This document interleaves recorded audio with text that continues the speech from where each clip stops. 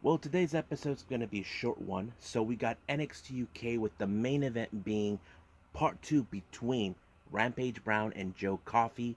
And also we got the Impact Wrestling where we're going to getting closer and closer when Moose is about to challenge Kenny for the Impact Wrestling World title. But however, there's more things that took place before all of that. So let's get started with another episode of the Deleted Wrestle Zone.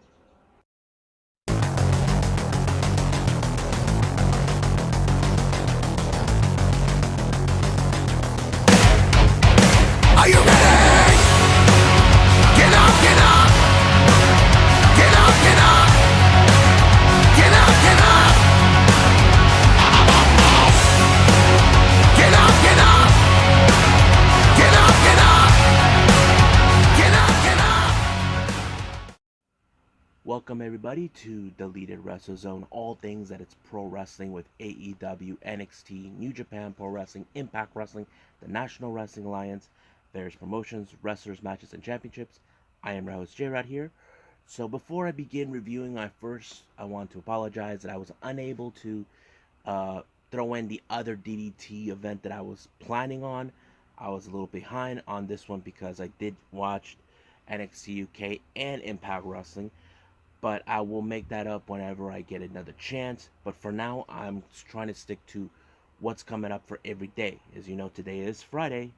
I did review yesterday the NXT and Impact Wrestling, but today, Friday, we have, of course, AEW, New Japan Pro Wrestling Strong, and of course, 205 Live. But also, I'm going to throw in another Got to Move show. So that's going to be the next episode. But right now, let's keep moving forward doing what I am doing right now, which is a two event review between NXT UK and Impact Wrestling.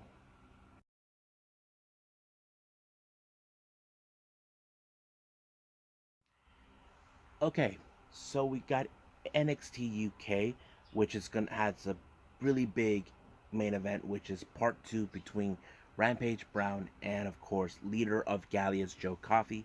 But right now, let's go from start to finish. The first opening match is Ilya Dragunov and Noam Dar. As you know, this match was set up 2 weeks ago during Supernova sessions, all thanks to Noam Dar. You know, Noam Dar was trying to stir the pot, but however, he got himself in a little bit of a pickle. Now, you guys know I talk about Ilya Dragunov saying, don't piss off the Hulk. You know, that's how it works. But however, I think the match was good because you can tell Noam Dar, like his character, he may be cocky, but he will always find a weak spot. That's what I like about this match. But however, the unexpected is the way Ilya Dragunov won the match when Noam Dar was charging in on him, but he pulled off the Moscow torpedo or whatever he calls it to pick up the 1-2-3. So basically, it's becoming interesting with Ilya Dragunov that he is understanding, yes, I have a problem. I haven't been myself since Walter beat me. So he's well aware of that. So I don't know what they're going to do with it, but do we expect him to go for another shot of the NXT UK Championship? I'm not sure, but it would be a very interesting one to see. Now, the next match, this one was for the NXT UK Tag Team titles about a week or two ago. Pretty Deadly, who are being a bunch of cocky dudes, decided to get under the skin of Jake Stars, who's been saddened that his partner and friend Piper Nevins is nowhere to be found. So basically, he stepped up. They're trying. I don't know if this was part of Pretty Deadly's plan to stir things up because they don't want to find a strong challengers for the tag titles.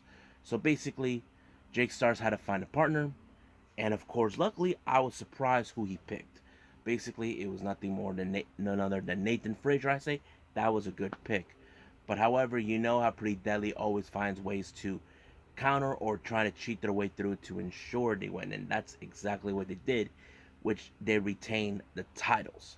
So they're still the NXT UK Tag Team Champions, but the real question is, who's going to be the one who's going to overthrow them? That is the key thing. Now, the next match we have Flash Morgan Webster of Subculture taking on Joseph Connors alongside Jenny. Now, if you guys know this, a few weeks ago, Ginny got in a match with Danny Luna, who's also a member of Subculture, and of course, they don't like they, as you know, they don't believe in having friends and all that. So basically, Joseph Connors had Ginny help him by distracting the ref by using his helmet. But however, it almost could have worked, but it didn't. It did allow Joseph Connors to win. So basically, Ginny's still stirring the pot, telling people, especially Subculture, that they are not worthy to be in the ring with it at all in the NXT UK. But I can tell that this is far from over between Subculture and Ginny and Joseph Connors. Now, to our surprise, I did not expect this to happen. I did fail to mention this earlier in the day. It was revealed that Jordan Devlin has finally returned to NXT UK. I was surprised, as you guys know. The last time we saw him, he lost in a unification of the cruiserweight title between Santos Escobar in a ladder match. And then, of course, he did talk to Kushida, who won the title from Santos, saying that he'll get another shot of him. But however, upon his return, he did have a couple of demands. He wanted Siscalia to talk to this and clear it up with, of course, the GM, Johnny Saint. So hopefully things could be dealt. But I know he did mention he wants to be talking at the Supernova sessions, Noam Dar show, to let things out of his chest. So if I was Noam Dar, I keep my mouth shut. Now let's get to the main event, which was one of the best matches of the night. Rampage Brown versus Joe Coffey. This is part 2. Now, in the first part of their epic encounter, it was Rampage Brown who won that match. Now, I don't know what was the reason for Rampage Brown to go once again after Joe Coffey after he beat him the first time. I think he's trying to make himself look more good after losing to Walter. Now, both these competitors have faced Walter in the past, but both of them came up short. So that's the thing that I have noticed. But it was a good match. I enjoyed it. But I was surprised the outcome of the match. This time it went to Joe Coffey. So basically, they were showing themselves a sign of respect, but however, someone else decided to enter the conflict, and to my surprise, it was none other than Ilya Dragunov. Now, I don't know what his game is, but this is becoming interesting. You got two guys who just finished a fight, and here comes another who wants in on the action. I don't know what Dragunov is trying to do, but this is getting very, very interesting. So can't wait to see what's going to happen. I know there's going to be talk about this in the upcoming weeks, but let's pay attention very closely to what's going to happen in NXT UK.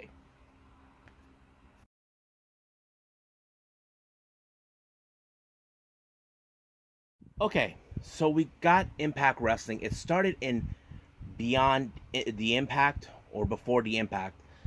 It was a 60-minute Iron Man match for the X Division title between Josh Alexander, who's the current champion, and challenger TJP. The match went all the way to the start of the beginning of Impact Wrestling. I have to say, this is one of the best matches I've seen so far coming from the X Division, because if you guys know this or not, I've been a huge X Division fan since I first saw TNA. I can tell you the list of people who've been champions, like AJ Styles, Christopher Daniels, Samoa Joe, Frankie Kazarian, Chris Sabian. I can go on and on and on about who's been the best X Divisioners in the division in Impact. But the match ended in a freaking tie. So we had to go to sudden death. I'm like, I don't know if this has ever been done before with sudden death. And here's the best part. The entire locker room shows up cheering on this match. It was so good, and I wouldn't expect so much. I have to say it's the best match coming from Impact, seeing that. But however, I did not expect a whole lot. I had to say, even if Josh Alexander is not a high flyer, I give him credit where it's due. He is really an amazing competitor, you know. And later on in the show, from what I saw, he and TJP earned their respect, knowing that they set a new standard bar in the Impact, what they've done. But Josh Alexander made it perfectly clear. He's currently, right now, the top of the mountain.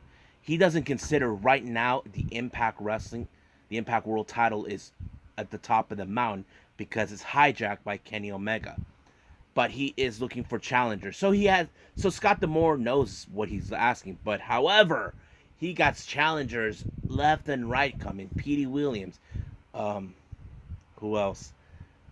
Uh, Crazy Steve, a whole bunch of others. So basically, it's still unclear who will be the lucky recipient to challenge him. Can't wait to see that.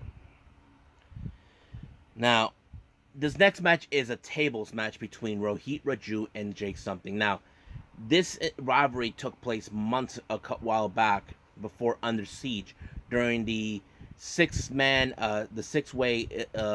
scramble match that was set for the Under Siege. Jake Something was in the first match of the first round. However, he was interfered by Rohit Raju to stop him from winning. But apparently he got his revenge by taking out Shera when he put him through a table.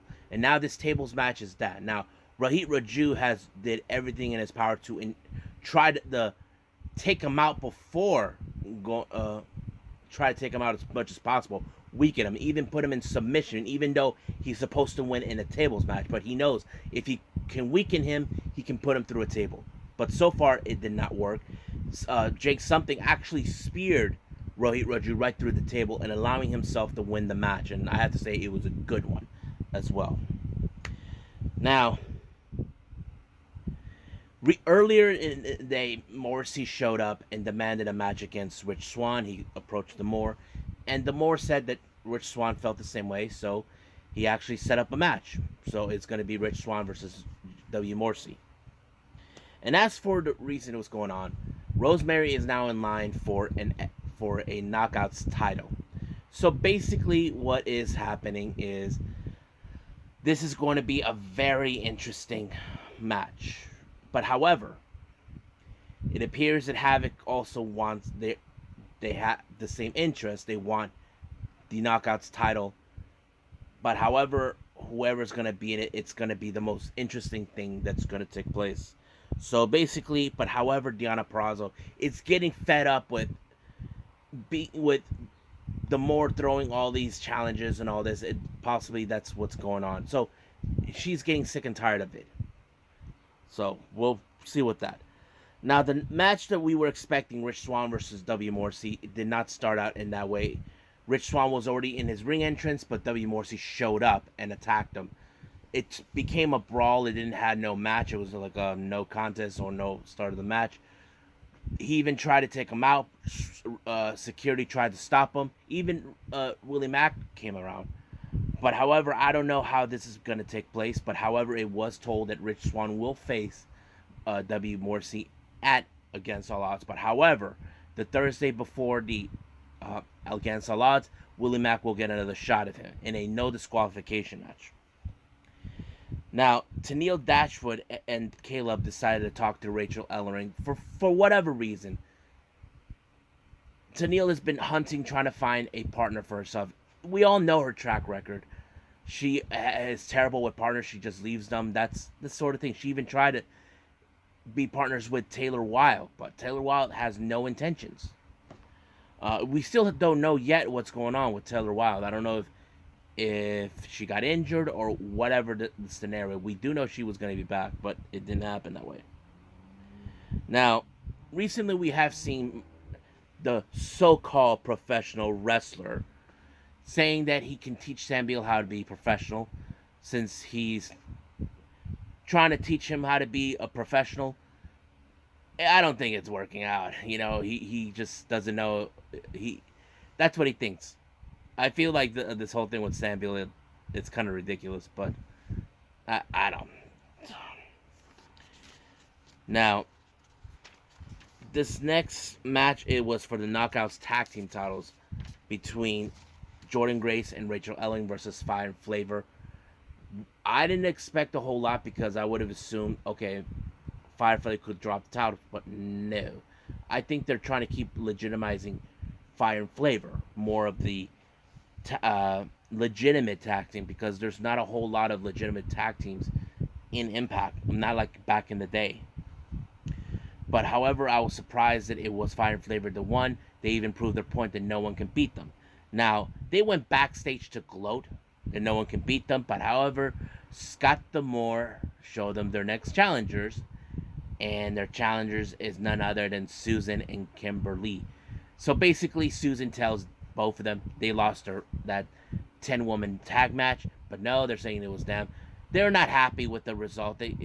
Scott D'Amore is sick and tired of them, trying to gloat at them that no one can beat them. But basically, I don't think it matters right now with that. Now, however, before the start of the match, before of this in the main event, Sammy had some words to say to Moose. But once again, the visible hand decided to get into his head. So basically, this is one of those days where he's saying, "Oh, I got your back," but Sammy knows he's not an idiot. He can sense that he's up to something. So that's going to be the main event between both Moose and him. Now, if you guys know this or not, recently there has been releases a while back. Amongst them was a former WWE wrestler named Steven Cutler. It's just revealed he's re-emerging himself in Impact Wrestling as a new character named Macklin. Now, I don't know when is the story about this one, what's the character about it, but uh, I have to say I am kind of curious and interested to see what Macklin can bring to the table in Impact Wrestling. Uh, Now the next match we have Diener alongside with Violent by Design taking on Kojima. This match was pretty interesting because, first of all, I didn't know Kojima could speak English, but I'm glad that I got to see, okay, he can speak English well enough. But it was a good match, but however, you can sense the Violent by Design will probably want to take him out. But apparently here comes Eddie Edwards with Kenny the kendo stick, making sure Kojima gets the win. And that's exactly what happened. However, at the post-match, Violent by Design were not happy with Eddie Edwards, and basically they know there's going to be hell to pay. Once again, they're being berated by none other than Crazy Steve. Now, Eric Young had already chosen his guy, and that guy was Diener. But Crazy Steve kind of demand a shot of the tag team title. So Eric Young, just granted the permission. Okay, it's done. But you can guess there's no way they're going to win that title. Now, before the start of the main event, Moose was also giving his thoughts about Sammy. You can guess the same shit again with Don Callis trying to get into his head. So practically, there's pretty much everything that's been happening. But however, I just don't know what to expect a whole lot. So, I don't know. Kind of weird.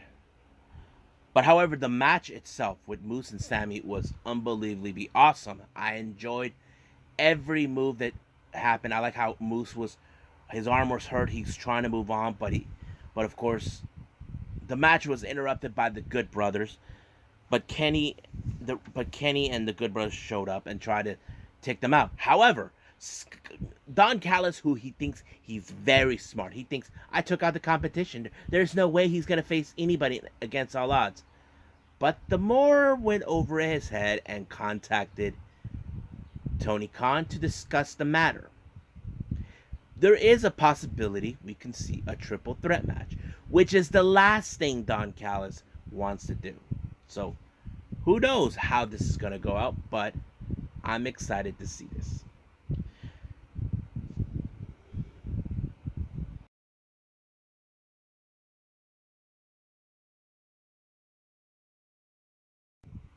I decided to end the episode about what happened 2 days ago. I haven't got the chance to come around it. You may have heard the recent news from 2 days ago. WWE released 6 new talents. And here are the names: Braun Strowman, Aleister Black, Buddy Murphy, Lana, Ruby Riott, Santana Garrett. Now, I can say this right now for you guys because I have seen Braun Strowman. What a great talent he is. What a great entertainer he's been for all of us. You know, we can say this right now. What the fudge? Yes, you heard me. What the fudge is going on? Braun Strowman is a freaking draw right now, or should I say this in my own opinion? But the dude has been a huge star. It made no absolute sense. Now, recently, we know that Lana and Aleister Black were coming up with Aleister Black. On the other hand, started this new character that he built up. He helped Apollo Crews for whatever reason, and then Lana, her involvement as a tag team with Naomi, it's becoming good. But why now? Why release these individuals? Buddy Murphy, we haven't seen him for some time. Ruby Riott, I know she and Liv Morgan have been in pursuit of the women's tag team titles, but Santana Garrett, we haven't seen her for quite some time. Now, let me focus a little bit on Santana Garrett. Reports just came in today by the Sportio saying that she was supposed to make her debut on SmackDown. And I'm like thinking, what the hell? You guys just released her before you decided to put her on the main roster? It absolutely don't make sense to me. And I look at Lana, who is now becoming a well-recognized, not the best wrestler, but she's involved with the women's tag team division. I'm like, whoa, it's kind of crazy. Now, you probably say this to me, J-Rod, what is the problem? Okay, we've been hearing the same excuse coming from WWE many times over. The same excuse, budget cuts. I have to say, pardon my language to everybody who watched the channel, especially those who know me personally, I like to say this. Bullshit. Yes, you heard me. I think it's a load of bullshit that they're saying the same thing. Why do they keep saying budget cuts? Now, I'm not a financial guy or know what WWE is going, but to me, I feel WWE has made a lot of good money. But however, budget cuts, that's the same excuse we got with NXT, the recent releases from NXT. Same thing with the guys back in last April. Now this too. But however, I think there is a real reason why. Now, I don't like to put the blame on anybody, but I can guess. Well, we all can guess who was behind the releases, but I wish it was him, but it turned out it wasn't. It was already been confirmed by sources. They're saying Vince McMahon had no say whatsoever. Now, you probably say that's hard to believe. I would agree with you. I would agree with all of you. There is no way. But it is. There's only one person who was capable of doing that.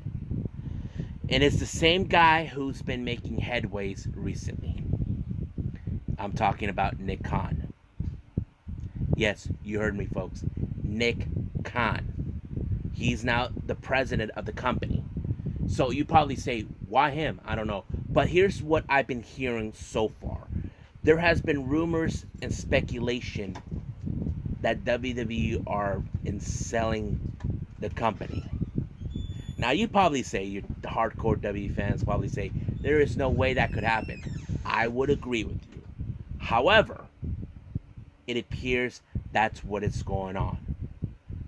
So, but the real question is, who could be crazy enough to buy WWE? That is a good question. But however, this is the problem that we can talk about. This is the real reason things like this happen.